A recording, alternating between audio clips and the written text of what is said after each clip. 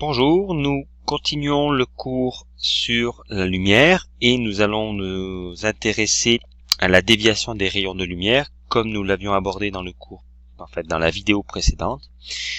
Je vous rappelle qu'on avait vu le phénomène de la réfraction qui explique que les rayons de lumière en changeant de milieu vont modifier leur trajectoire. C'est ce concept-là qui est utilisé dans les lentilles. Alors on appelle lentilles des objets transparents dans lesquels les rayons de lumière peuvent voyager et dans lesquels ils vont être déviés.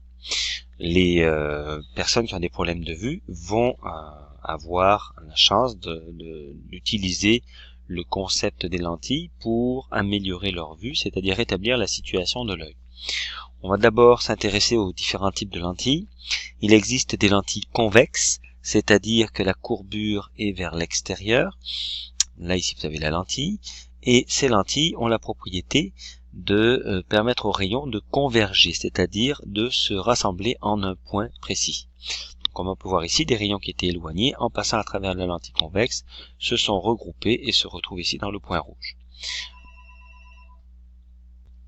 Il existe des lentilles biconvexes qui font converger les rayons encore mieux que des lentilles convexes. Donc comme on peut voir tout à l'heure, les rayons avaient convergé dans ce point-là et on se retrouve avec une lentille qui a une surface convexe des deux côtés et une convergence encore plus forte et des rayons lumineux qui se retrouvent plus proches encore de la lentille. Les lentilles qui ont une forme concave vont avoir un effet différent sur les rayons, c'est-à-dire qu'elles vont les éloigner. On dit qu'elles vont faire diverger les rayons. Donc comme tout à l'heure, une lentille biconcave, c'est-à-dire qui a une surface concave des deux côtés, va faire diverger énormément les rayons de lumière. On va voir les applications de ces différents types de rayons avec les problèmes de vue qui existent. La myopie est un problème de vue assez commun qui a deux possibilités d'explication. Premièrement, l'œil est trop long et donc les rayons vont converger trop tôt parce que l'objectif de tout le système qui est à l'avant ici, c'est de faire converger les rayons de lumière pour qu'ils arrivent exactement au bon endroit sur la macula, sur la rétine. Lorsqu'on est myope, voilà ce qui se passe, les rayons convergent trop tôt. Donc je le répète, normalement, l'œil, sa fonction, ce qu'on avait vu, l'humeur aqueuse, le cristallin, la cornée, l'humeur vitrée, toutes ces sections-là travaillent pour amener les rayons de lumière qui viennent de l'extérieur, comme ce dessin ici, vers la zone de bonne vision qui est la macula.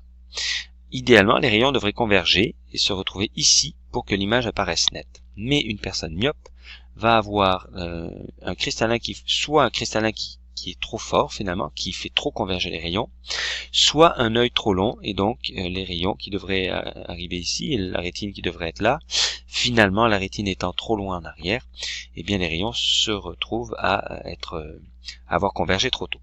L'image étant dispersée à l'arrière du point de convergence ici, les rayons se retrouvent dispersés, l'image va apparaître floue. Comment on va améliorer la vue d'une personne myope? Eh bien, il suffit d'utiliser les verres qu'on a vu tout à l'heure. Une lentille biconcave ou concave, en fait, va commencer par faire diverger les rayons pour qu'ils s'éloignent un petit peu plus. Ainsi, l'œil qui est trop long ou le cristallin qui fait trop converger les rayons, eh bien, étant donné qu'ils vont devoir travailler avec des rayons plus éloignés, vont se retrouver à faire converger les rayons au bon endroit. Autrement dit, on éloigne les rayons, puisque les rayons vont être fortement convergés par la suite, eh bien, ils vont arriver exactement au bon endroit et l'image va apparaître nette sur la rétine. On a le phénomène inverse qui est l'hypermétropie avec soit des yeux trop courts ou un cristallin qui ne fonctionne pas assez bien. Alors on va voir exactement le phénomène inverse. Les rayons ne convergent pas assez. Le point de convergence se retrouve après la rétine.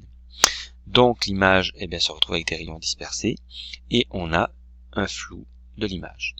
Alors comment traiter ce problème de vision? Eh bien il suffit simplement d'utiliser des rayons convexes qui vont commencer par faire converger les rayons un petit peu et le cristallin va finir le travail et là on se retrouve avec un point de convergence au bon endroit sur la macula, l'image apparaît nette.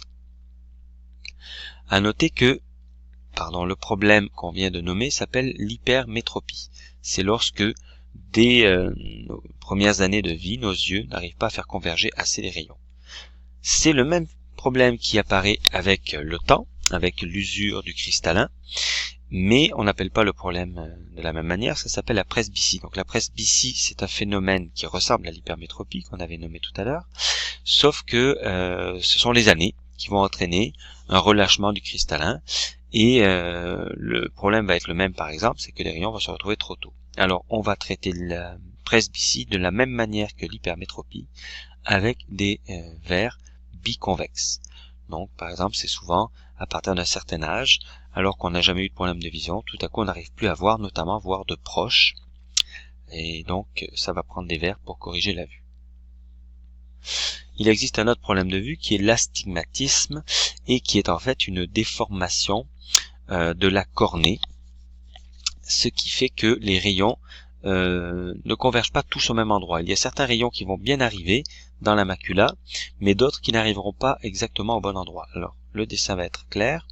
On a ce dessin ici, qui est d'ailleurs au passage un test qu'on fait passer en cas d'astigmatisme, et on peut voir que les rayons qui sont en haut ici, qui correspondent au 1, au 12 et au 11, sont donc des rayons qui sont en haut, sont très bien convergés, et se retrouvent exactement sur la macula. Tout va bien. C'est la raison pour laquelle on voit bien le 1, le 12 et le 11 net. Puis au passage, on se rappelle que l'image apparaît à l'envers. On a la même chose pour les rayons 5, 6 et 7 qui sont bien convergés. Ils arrivent exactement à la macula, tout va bien. Cependant, le milieu de l'image, étant donné que la cornée a une forme un peu plate, elle n'a pas l'arrondi correct, eh bien les rayons ne vont pas converger correctement et ils vont se retrouver à converger trop tôt. Ce qui revient un petit peu au phénomène de tout à l'heure, ce qui va entraîner un flou dans l'image. On se retrouve donc avec une image qui est nette à certains endroits et floue à d'autres endroits. Alors c'est pas toujours comme ça horizontal, il peut y avoir du flou qui apparaît en haut à droite, sur le côté, ça dépend de l'endroit où la cornée n'a pas la bonne courbure. Donc ce problème d'astigmatisme, c'est une vue qui est partiellement nette et partiellement floue, et ça se corrige par des verres qui ont une forme complexe, c'est-à-dire qu'on va regarder exactement où le problème de vue est situé dans le champ de vision de la personne, et c'est simplement les rayons qui viennent de ce champ de vision qui vont être déviés par le verre. Donc, on peut voir ici, c'est un petit peu fait n'importe comment, mais on comprend que l'objectif c'est que tous les rayons se retrouvent au bon endroit ici, sur la rétine, dans la macula. Voilà qui termine les problèmes de vue, qui sont donc évidemment reliés au phénomène lumineux qu'on a vu tout au long de ce cours.